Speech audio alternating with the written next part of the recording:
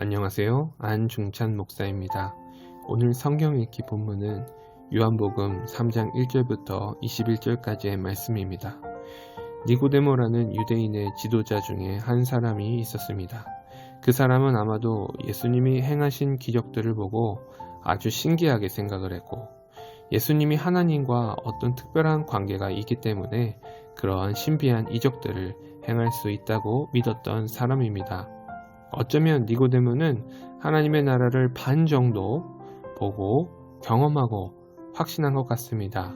그가 생각해 보았을 때 예수님의 능력은 대단한 요술쟁이 정도의 수준이 아니라 하나님과 특별한 관계가 있으니 그 신비한 이적들을 할 수 있다고 생각한 것입니다.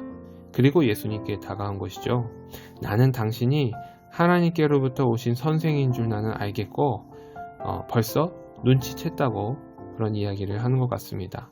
그런데 예수님께서 무엇이라고 말씀하십니까? 진실로 진실로 내게 이르노니 사람이 거듭나지 아니하면 하나님의 나라를 볼 수 없다고 하십니다.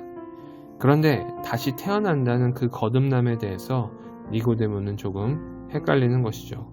그래서 4절에 묻습니다. 어떻게 사람이 부모의 뱃속에 다시 들어가서 다시 태어날 수 있습니까? 그리고 그 외 여러 가지 궁금한 것들을 예수님께 질문합니다. 예수님께서는 그 어떤 자세한 설명을 그에게 준다고 할지라도 니고데모는 다 이해하지 못할 것이라고 합니다. 12절입니다. 내가 땅의 일을 말하여도 너희가 믿지 않거든 하물며 하늘의 일을 말하면 어떻게 믿겠느냐?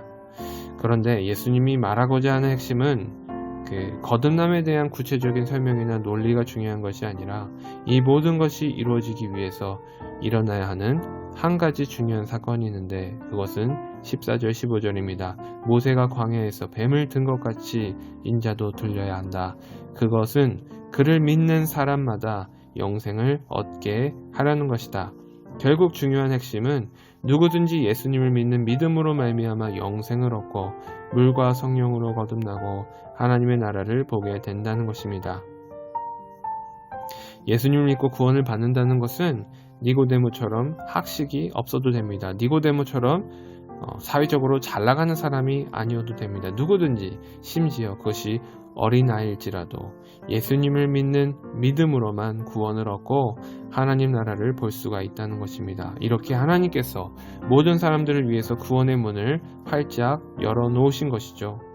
하나님께서 그 아들이 세상에 보내시는 그 목적과 이유가 무엇입니까? 17절, 18절인데요. 누구든지 하나님의 은혜로 구원을 얻게 하려 하십니다. 그런데 하나님의 은혜로 모든 사람들이 은혜를 얻지 못하고 그 구원을 얻지 못하고 결국 하나님께서 세상을 심판하시고 정죄할 수밖에 없는 이유는 무엇입니까? 19절의 말씀인데요.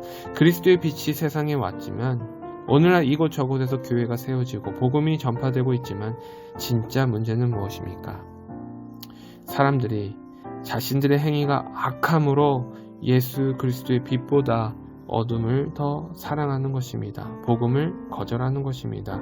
예수 그리스도의 빛보다 세상의 어둠을 더욱더 사랑하기 때문에 그리스도의 복음을 받아들이지 않는 것입니다. 또 무엇 때문에 사람들이 예수님을 빛으로 받아들이지 못하고 있습니까? 20절인데요. 악한 일을 저지르는 사람은 빛을 미워하고 빛으로 나오지 않는다는 점입니다. 이는 그들의 잘못된 행위가 빛으로 드러나니까 예수님의 그 빛을 의도적으로 미워하는 것입니다. 그렇게 해서 자신이 하고 있는 행위가 정당화한 것이고 또 성경적 진리로부터 거슬리는 불편함을 그들 마음속에서 지우고 싶은 것이죠. 그렇다고 해서 성경적 진리가 이 땅에서 사라지지 않습니다.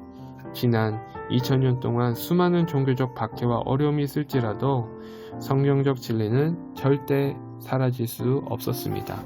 그러므로 우리들에게 주어진 시대적인 사명은 무엇입니까?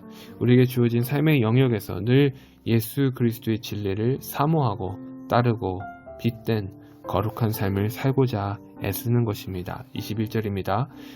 진리를 행하는 사람은 빛으로 온다. 그것은 자기의 행위가 하나님 안에서 이루어졌음을 드러내는 것이라고 합니다.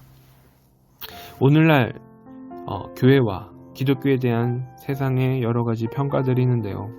물론 우리가 잘못하고 개선해야 되는 부분은 빨리 수용하고 함께 지혜를 모으고 기도해야 합니다. 그러나 우리가 교회를 전체적으로 너무 우려하고 걱정하기보다는 우리는 우리에게 책임을 다해야 하는 주어진 하나님 나라의 영역이 있습니다.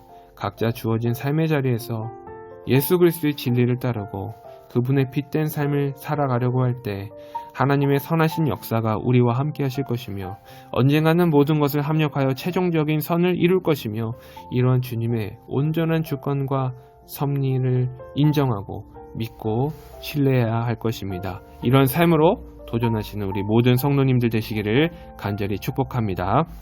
하나님 그렇습니다. 처음과 나중이 되시고 뜻이 하늘에서 온전히 이루어진 것처럼 언젠가 이 땅에서도 우리 교회에서도 온전히 주님의 뜻이 이루어질 줄 믿습니다.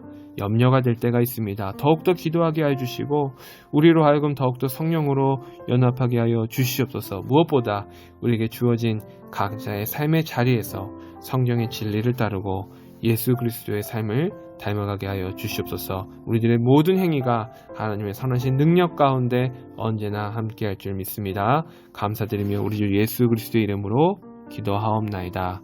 아멘.